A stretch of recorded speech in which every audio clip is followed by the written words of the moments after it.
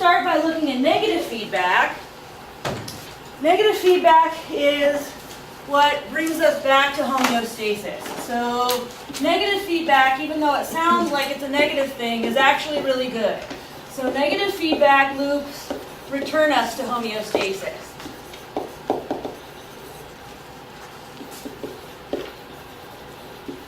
And in every feedback loop, we've got three players.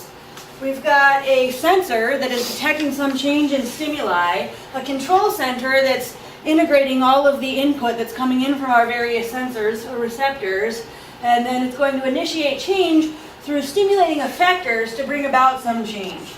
So there will always be some stimuli. So the stimuli is a change in an internal or external variable.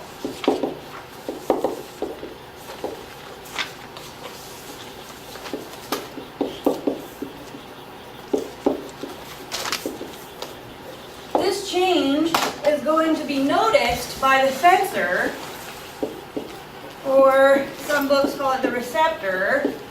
So this detects the change in the variable.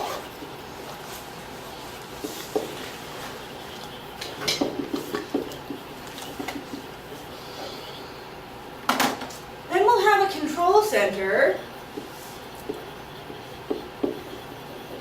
The control center integrates all of the information from every sensor and decides what to do about it. So it will initiate change. So we'll say it integrates information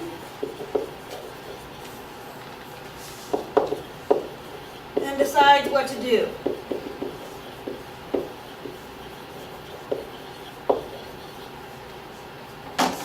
And then once we've decided that there has to be some change, the effector will carry out that change.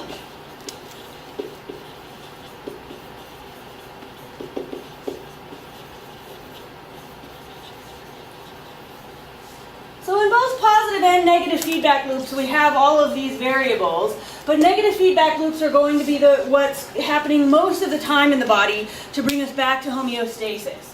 So the example that you should have gone over in 201 for a negative feedback loop is body temperature changes. So, and what's nice about body temperature changes is that we've got a different sensor and control center. But we'll notice on our hormonal negative feedback loops, a lot of times the sensor and control center are the same thing, which can kind of make it confusing. So first let's look at the body temperature negative feedback loop, and then we'll talk about a hormone-based negative feedback loop. So let's say, like today, it's really hot. So you have an increase in body temperature. This is going to be sensed, that's the stimuli. So the stimuli is the increase in body temperature. This is sensed by thermoreceptors in your skin. So this is detected by thermoreceptors.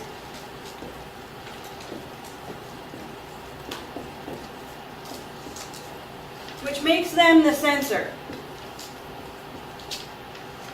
They communicate this information to the hypothalamus, which is the control center.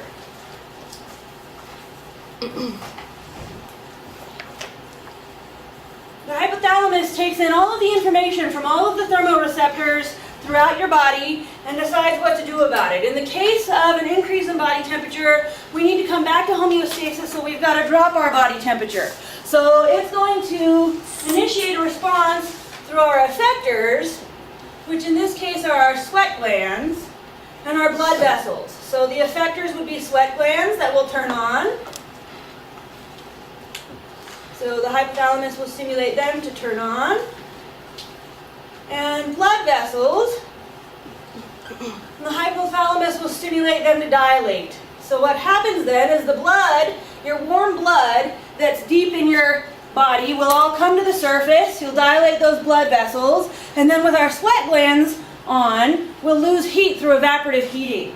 So these two things together will cause what's called evaporative heat loss.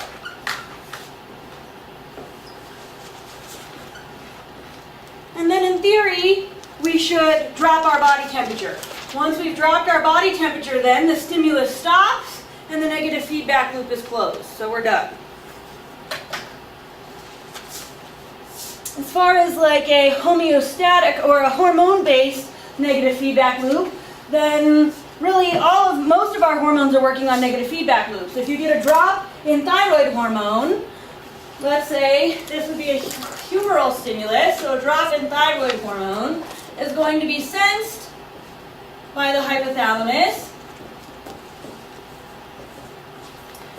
And the hypothalamus is going to respond by releasing thyrotropin-releasing hormone, which will stimulate the pituitary to release thyroid-stimulating hormone. So it's kind of like our hypothalamus and our pituitary are both acting like control centers here. So our pituitary would release thyroid-stimulating hormone. So I would say that because the hypothalamus is releasing TRH, and because the pituitary is releasing TSH, they're kind of acting as dual control centers.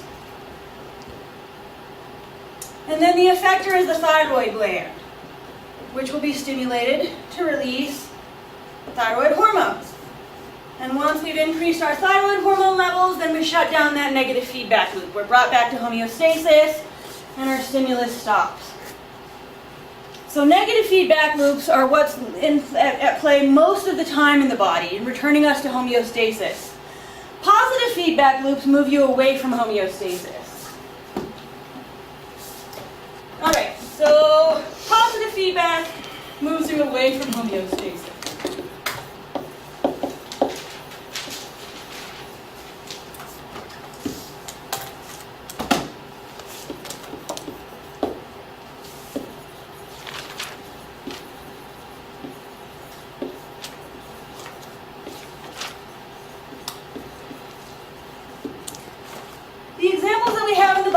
Are at the beginning of blood clotting, we have some positive feedback. And we'll go over blood clotting in the next chapter. It'll be on your first test. The other examples that we've kind of talked about so far are for delivery of a baby, which is called parturition, where we start an oxytocin positive feedback loop. That when the baby pushes down on the mom's cervix, that creates neural stimulus that's going to result in oxytocin release. Oxytocin stimulates uterine contraction, so the baby pushes on the cervix more, stimulates more oxytocin release. So what's happening is you get more oxytocin, results in more contraction, results in more pushing on the cervix, results in more oxytocin. So you keep moving away from homeostasis. Higher and higher levels of oxytocin until the baby's born. The other example is during lactation, where again, the baby suckles on the nipple, that creates neural stimulation that results in oxytocin release. Oxytocin stimulates milk letdown, the milk ejects, the baby suckles, stimulates more oxytocin release. And as long as you've got that positive feedback loop going, then that oxytocin will allow for milk letdown, and it will keep the dopaminergic neurons that are inhibiting prolactin release inhibited. So by inhibiting the inhibitor, it's possible to keep secreting prolactin so that you can keep making milk.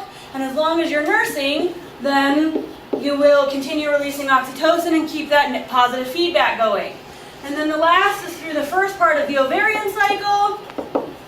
This is why I didn't really want to go over our female hormones in detail right now. It's really complex the way that our female hormones are regulated. Through the first part of the ovarian cycle, they're under positive feedback. Through the second part of the ovarian cycle, they're under negative feedback. So we'll talk about that specifically at the end of the semester. So a lot of people want to, I can trip people up pretty easily by saying, oh, if we increase the amount of thyroid hormone, is this positive feedback? You're in response to low thyroid hormone. Is this positive feedback, negative feedback? And people just want to say positive feedback because it's like adding. And that's not true. Negative feedback brings us back to homeostasis. So if we're low on thyroid hormone and we add thyroid hormone, that's negative feedback. If we're high on thyroid hormone and we bring it down, that's negative feedback. So negative feedback is always bringing us back to homeostasis, and positive feedback is always moving us away from homeostasis. Okay?